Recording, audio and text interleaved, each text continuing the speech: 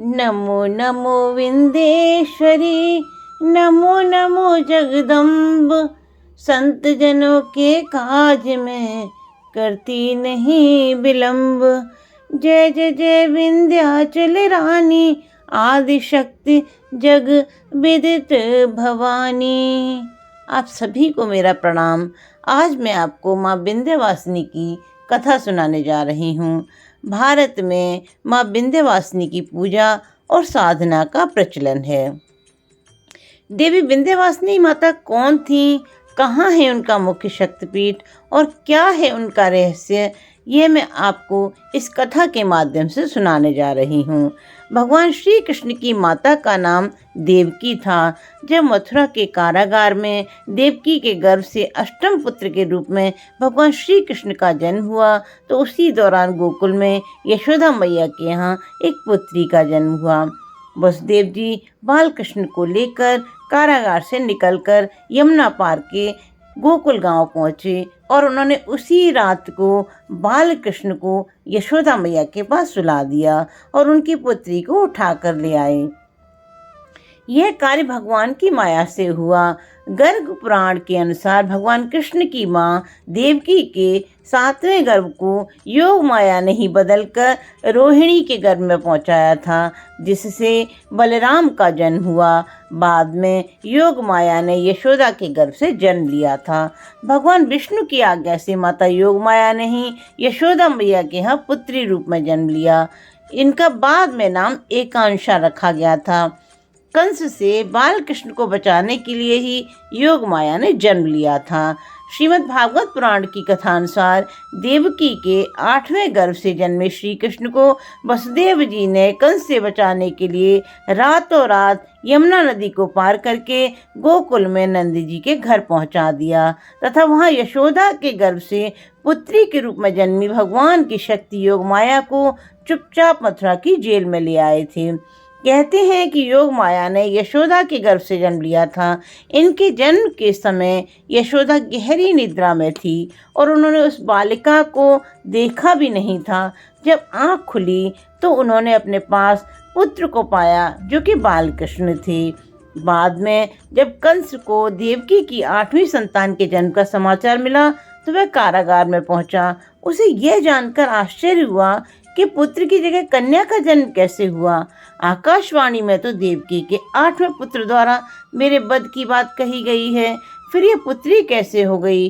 कंस ने सोचा यह विष्णु का छल हो सकता है, इसलिए उसने नवजात कन्या को पत्थर पर पटककर जैसे ही मारना चाहा, वह कन्या अचानक कंस के हाथों से छूटकर आकाश में पहुंच गई और वहां उसने अपना दिव्य योग माया स्वरूप प्रदर्शित किया और कंस से कहा, रे मूर्ख, तेरा वध करने के लिए देवकी की 8वीं संतान तो कभी का जन्म ले चुकी है, मुझे मारने से क्या फायदा।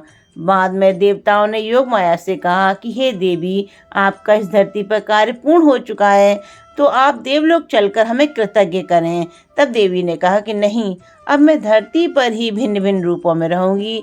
जो भक्त मेरा जैसा ध्यान करेगा मैं उसे उस रूप में दर्शन दूंगी। अतः मेरे पहले स्थान को आप विंध्याचल में स्थापित करें। तब देवताओं ने देवी का विंध्याचल में एक शक्तिपीठ बनाकर उनकी स्तुति की और देवी वहीं विराजमान हो गईं। श्रीमद् भागवत पुराण में देवी योग माया को ही विंध्यवासिनी कहा गया है, जबकि शिव पुराण में उन्हें सती का अंश बताया गया है। शिव पुराण अनुसार माँ विंध्यवासिनी को सती माना गया है।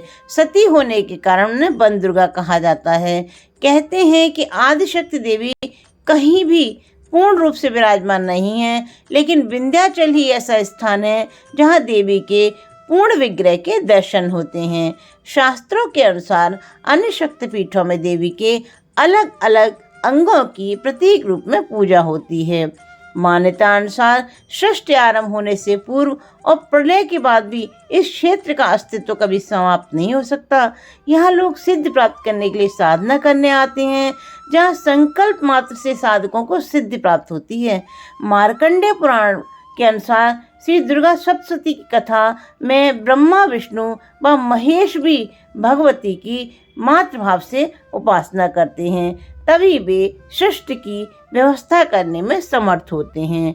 श्रीमद् भागवत में उन्हें ही नंदजा देवी कहा गया, इसलिए उनका एक अन्य नाम कृष्णानुजा है। इसका अर्थ यह है कि वे भगवान श्री कृष्ण की बहन थीं।